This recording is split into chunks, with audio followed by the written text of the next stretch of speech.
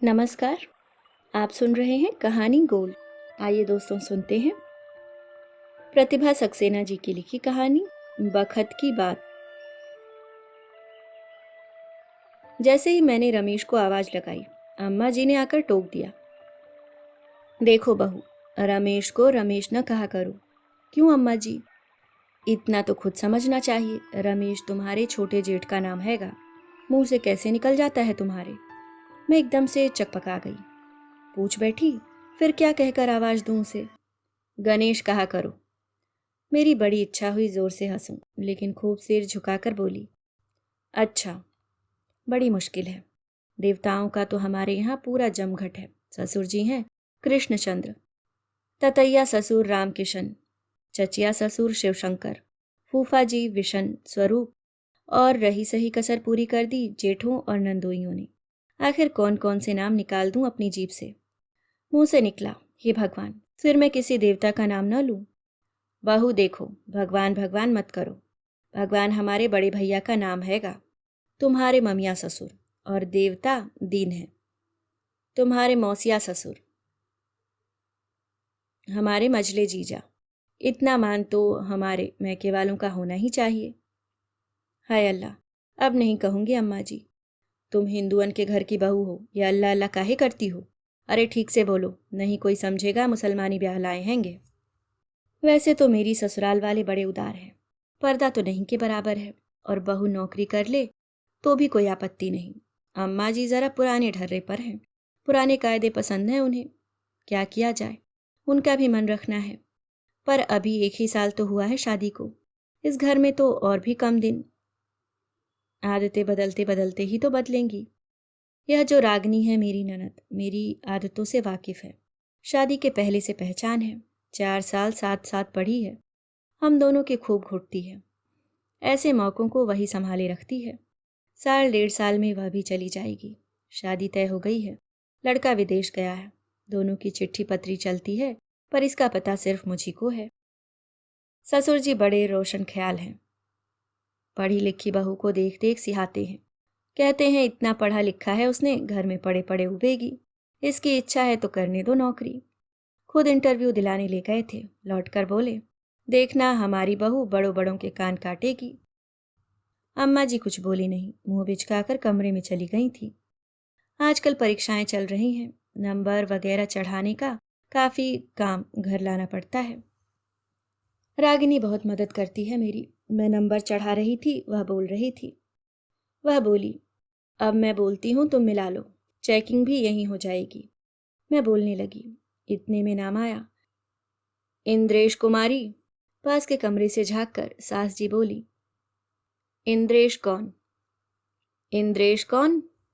वैसे तो उन्हें कुछ ऊंचा सुनाई देता है, पर ऐसी बातें बड़ी जल्दी सुन लेती हैं।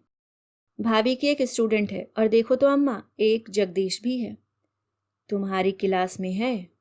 मुझसे प्रश्न हुआ। हाँ, मेरी में ही तो। तुम रोज रोज नाम लेके पुकारती होगी।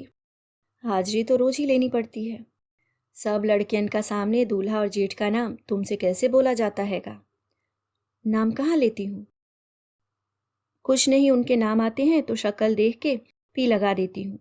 मैं साफ झूठ बोल गई।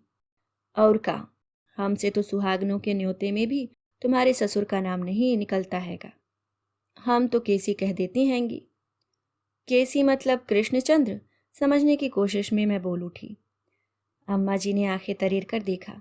मैंने जुबान काट ली। हाय राम, ससुर जी का नाम ले बैठी।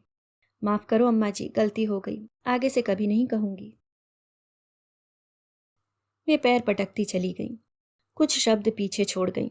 आजकल की बहुअन को जरा शर्म लिहाज नहीं। रागिनी मेरा मुंह ताके जा रही थी, मुस्कुराकर बोली, सच्ची भाभी, शक्ल देख के हाजिरी लगा देती हो? चलो हटो, मैं काहे को शक्ल देखकर हाजिरी लगाऊं? कल तो इंद्रेश को आवाज लगाकर वो फटकार लगाई कि बस। और जगदीश, वो तो जेठ जी हैं, फिर भी बुलाना तो पड़ता ही है। ससरी बड़ी बदमाश है। इसकी तो एक चिट्ठी पकड़ी थी हम लोगों ने। रागिनी खिलखिलाकर हंसी। फिर तो खूब मजा लिया होगा तुम लोगों ने। अच्छा, क्या लिखा था? हमें भी बताओ ना। अरे वही सब जो तुम लोगों की चिट्ठियों में होता है, बस भाषा जरा सस्ते टाइप की और भाव भी अधकचरा। तुम्हें क्या पता हम लोग क्या लिखते हैं? मेरी चिट्ठी चुरा के पढ़ती हो तुम? वाह वाह, ये अच्छी तोहमत। सच्ची बताओ भाभी, तुमने हमारी चिट्ठियां पढ़ी हैं? अरे बाबा, चुरा कर क्यों पढ़ूंगी? तुम्हारे ढंग देखकर अंदाज तो लगा सकती हूँ। वह कुछ शांत हुई। भाभी, तुम बड़ी खराब हो। मैं खराब हूँ? अभी अम्मा जी को पता चले कि तुम लोगों की चिट्ठी पत्री चलती है और तुम सुकांत का नाम लेती हो तो तुम्हारी गर्दन काट के फेंक देंगी। कहीं ना काट के फेंक देंगी। अपनी बिटिया की तो सब बातें दबा दी जाती हैं। वो सब तो तुम्हें सुनाने के लिए है। हो समझदार, फोटो वाली बात याद है ना? अच्छी तरह। मेरे कमरे में जो इनके साथ वाला मेरा साइड पोज का फोटो फ्रेम लगा रखा है। अम्मा जी उसे उठाकर देखने लगी। एक दिन घुमा फिरा कर ध्यान से देखती रही, फिर पूछने लगी, ये क्या गाल पे गाल धर के खिंचाया हैगा? मैं कटकर रह गई। बोली, थोड़ा आगे पीछे खड़े हैं, साइड से तो ऐसा ही पोज आता है। पोजोश तुम लोग बनाओ, हम क्या जाने। हमें तो सबके सामने ये सब देख के शर्म लगती हैगी।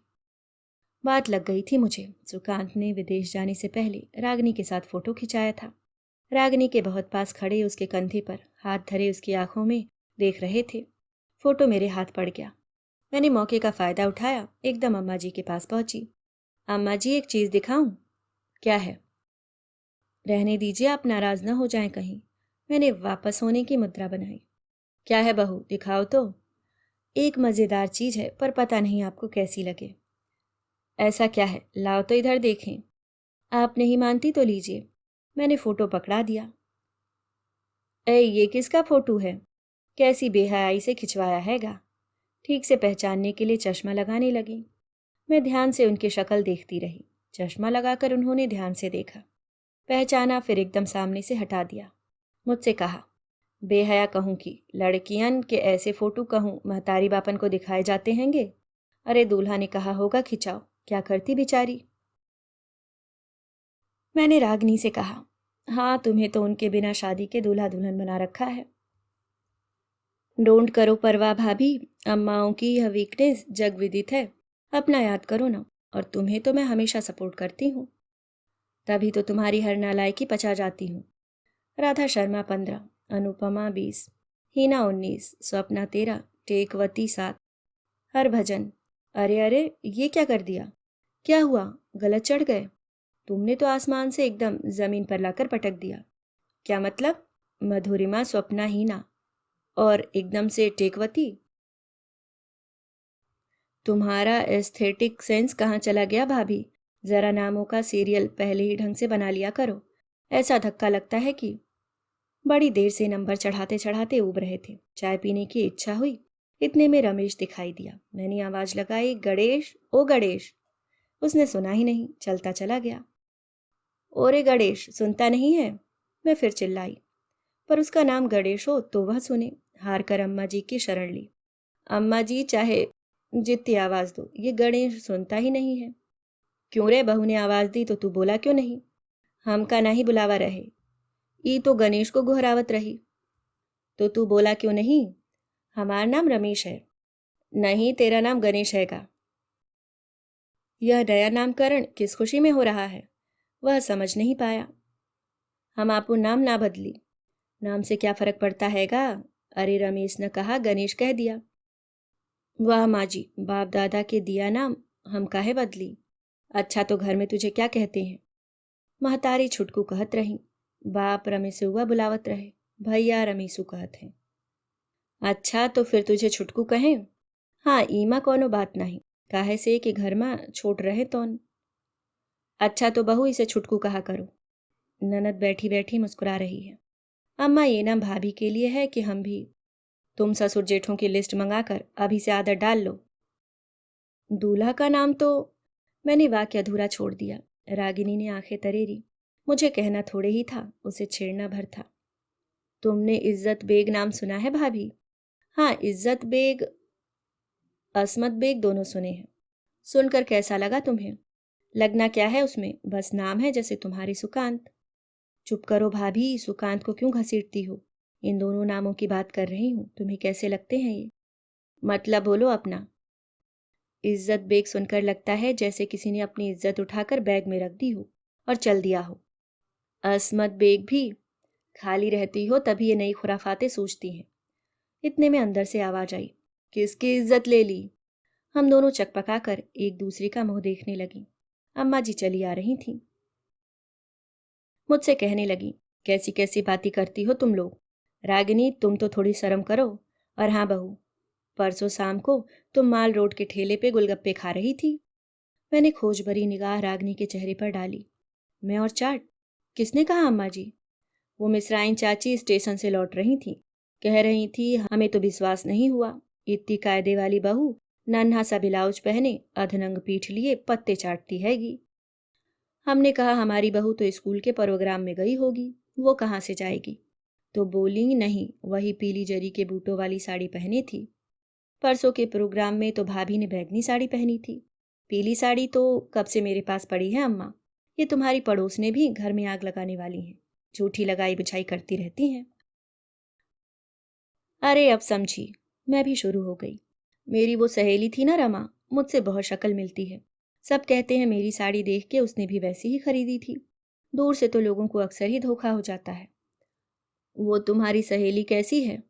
पूछिए मत अम्मा जी, बड़ी बेशरम है। सारी पेट खोले घूमती है। अब तो बाल भी कटा लिए हैं। कहते कहते मेरे हाथ अपने कटे बालों पर चले गए, जिन्हें अब तक अम्मा जी से छिपाए थी। पेट पर पल्ला खींचती मैं हड़बड़ाकर वहां से हट गई। रागिनी मेरे पीछे पीछे चली आई।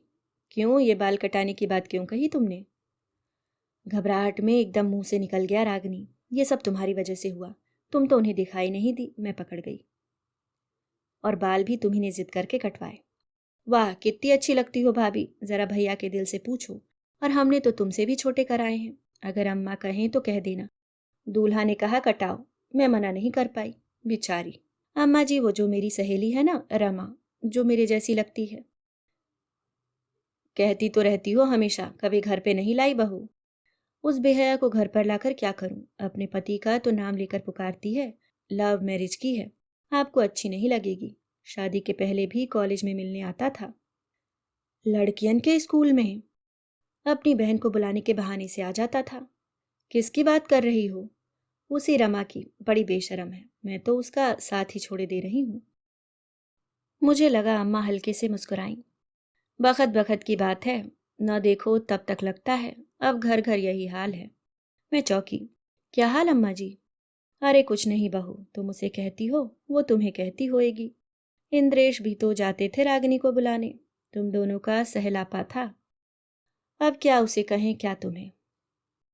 अम्मा जी मेरी ओर देखकर मुस्कुरा रही थीं। मेरे बोलने को बचा ही क्या था। अभी आप सुन रहे थे प्रतिभा सक्सेना जी की लिखी कहानी बखत की बात। दोस्तों, अगर आप चैनल पर नए हो तो सब्सक्राइब करना ना भूलें। धन्यवाद।